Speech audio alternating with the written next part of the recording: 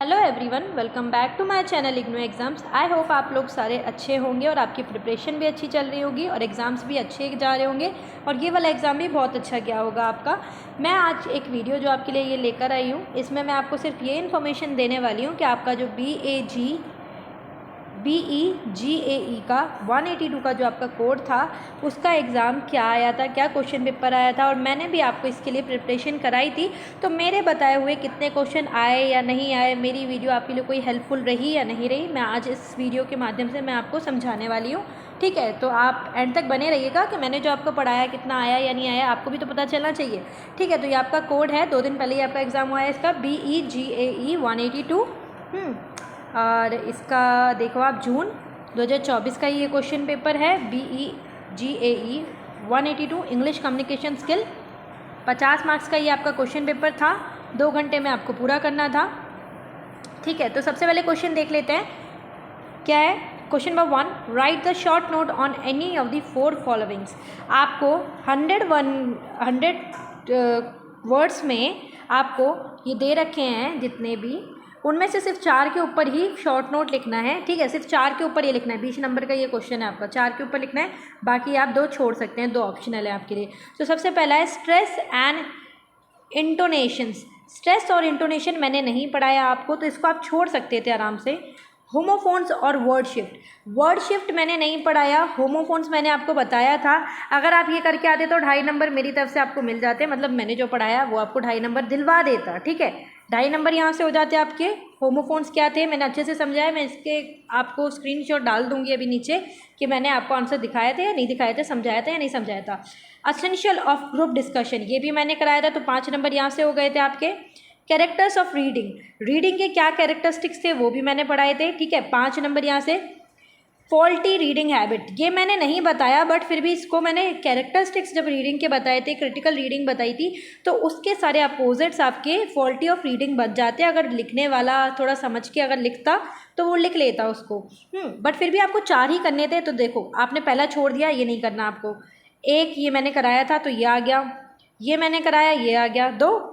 तीसरा forms of discord ये मैंने कराया, ये भी आया, तो ये 3 तो आपके पक्के थे। 5-5 नंबर के 15 नंबर आपके ये पक्के हो गए थे यहाँ पे। होमोफोन्स और वर्ड शिफ्ट, वर्ड शिफ्ट मैंने नहीं कराया था।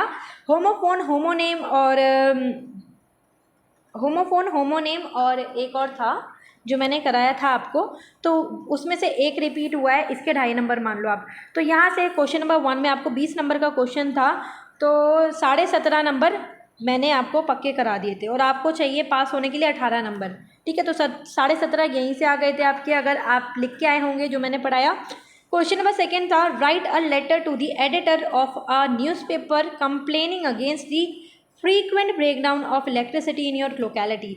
मैंने लेटर आपको बताया था कि लेटर आएगा, बट मैंने ये प्रिपेयर नहीं कराया था आपका। बाद में मेरे को कमेंट भी आया था कि मैं आपको लेटर भी प्रिपेयर करा दूं, क्योंकि मैंने अपने वीडियो में तो आपको बताया था कि एक लेटर आप प्रिपेयर कर लेना, लेटर आएगा, बट मैंने नहीं प्रिपरेशन कराई थी लेटर की कि किस किस पैटर्न में आपको लिखना है। तो ये मैं नहीं मानती कि मैंने कराया, बट मैंने फिर भी बताया आपको, तो 50-50 है।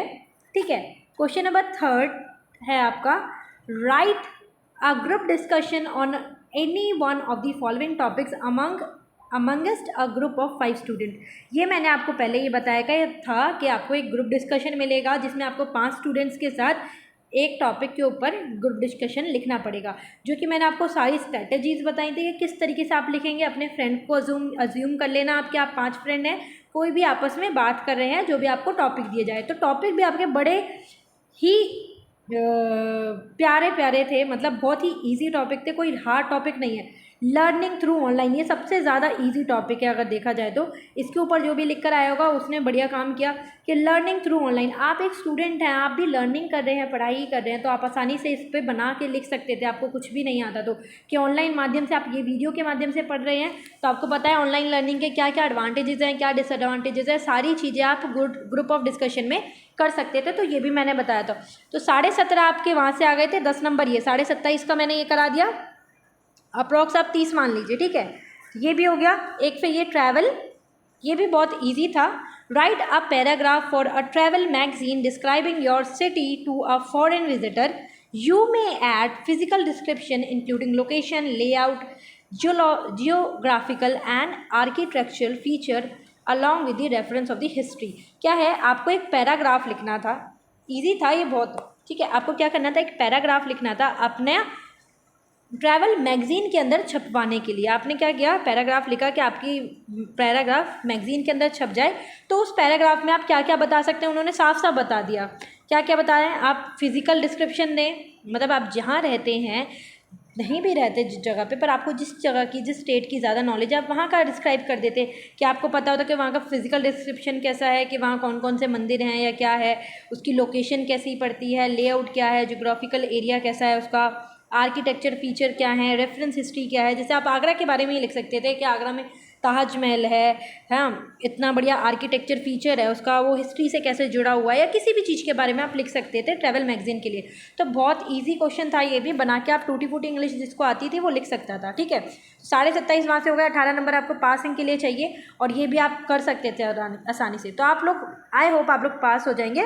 ये आप छोड़ सकते थे, बट छोड़ने वाला क्वेश्चन नहीं है, ये भी दोनों में ऑप्शन था आपका, ये करना है या आगे मैगजीन के लिए पैराग्राफ लिखना है। तो पैराग्राफ लिखना ज़्यादा बेटर था मेरे हिसाब से, क्योंकि बहुत इजी टॉपिक है ये।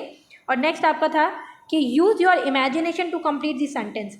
कुछ आपको सेंटेंस दिए गए हैं इसमें, तो आपको कुछ अपनी इमेजिनेशन लगानी थी और इस सेंटेंस को कंप्लीट करना था, ठीक है। सेंटेंस क्या था, student often wonder whether it's worth going abroad to study, it depends on the number of factors. क्या है, इसमें क्या बताया गया आपको कि स्टूडेंट हमेशा ये सोचता रहता है कि हमें अब्रॉड में जाना है पढ़ाई करने के लिए, बट वो कौन कौन से नंबर ऑफ फैक्टर्स जो डिपेंड करेंगे कि हम जा सकते हैं या नहीं जा सकते। तो ये भी आप अपने ऊपर रखकर सोच सकते हैं कि भाई हाँ, आप अब्रॉड जाना चाहते हैं स्टडी के लिए, बट कौन कौन से फैक्टर हैं जो हमें अफेक्ट कर सकते हैं, कि हमारे पास पैसा है या नहीं है, हमारे पास वो लैंग्वेज है कि हम अब्रॉड में सीख सकते हैं या नहीं सीख सकते। तो बहुत सारे डिपेंड फैक्टर्स हो जाते हैं जो स्टूडेंट को देखने चाहिए, ठीक है। तो ये था सम स्टूडेंट, कुछ स्टूडेंट के पास इतनी फाइनेंशियल एजुकेशन नहीं हो, फाइनेंशियल कंडीशन नहीं होगी, कुछ के पेरेंट्स ही अलाउ नहीं करेंगे, और कुछ को लैंग्वेज ही दिक्कत करेगी। तो ऐसी सारी चीज़ें आप इसमें लिख सकते थे, तो ये कोई बड़ी चीज़ नहीं थी, ठीक है। और सेकंड आपको दिया गया था, ये इसी के साथ ही था, many young people dream of becoming famous but in reality fame has its drawbacks as well as attraction. क्या है, आजकल के जो यंग लोग हैं वो हमेशा ये सपने देखते रहते हैं कि मैं बड़ा फेमस बन जाऊं, पर रियलिटी में अगर देखा जाए तो फेम मिलता है तो उसके साथ कुछ अट्रैक्शन भी आते हैं, लोग अट्रैक्ट तो होते हैं आपसे, बट उसके कुछ ड्रॉबैक्स भी होते हैं। तो वो ड्रॉबैक्स क्या थे वो आपको लिखने थे कि भाई हाँ, ऑन दी अदर हैंड आपके ड्रॉबैक्स ऐसे होंगे कि आप अपनी पर्सनल लाइफ को पर्सनल रख पाएंगे, और आपको सबके साथ शेयर करना पड़ेगा, साथ ही साथ आप खुल के नहीं जी पाएंगे, और जो भी आपको लगता है वो आप लिख सकते थे। यहाँ इतना कोई टफ चीज़ थी नहीं ये मेरे हिसाब से। तो मेरे हिसाब से मैंने जितना आपको बताया उसमें से आपको आराम से 10 और 17.5, 27.5 नंबर का आ गया था। 27.5 में से आप 18 चाहिए आपको पास होने के लिए, मतलब 50 में से जो मैंने आपको कराया उसमें से मान लीजिए आप 60% आपका आया एग्ज़ाम में। और मैं होप कर रही हूँ आप सबसे कि आपका एग्ज़ाम अच्छा गया होगा। तो आप मुझे कमेंट करके ज़रूर बताइएगा नीचे कि आप लोगों का एग्ज़ाम कैसा गया, कैसा नहीं गया। तो मिलते हैं नेक्स्ट वीडियो में, आप मुझे कमेंट कर दीजिएगा और कौन से कोड का आपको सोल्यूशन चाहिए या नहीं चाहिए। तो थैंक यू फॉर वॉचिंग, ऐसे ही मुझे सपोर्ट करते रहिए। आप लोगों का जो BEGAE का 182 के लिए जो मैंने वीडियो बनाई थी उस पर बहुत सारे ऐसे कमेंट आए थे जिससे मैं बहुत मोटिवेट हुई, इसलिए आपके लिए नई नई वीडियोज़ और मैं ला रही हूँ जल्द से जल्दी। बट आप लोग ऐसे ही मुझे सपोर्ट करेंगे तो मैं ऐसे ही आपके साथ बनी रहूँगी। तो मिलते हैं नेक्स्ट वीडियो में। Thank you so much for watching.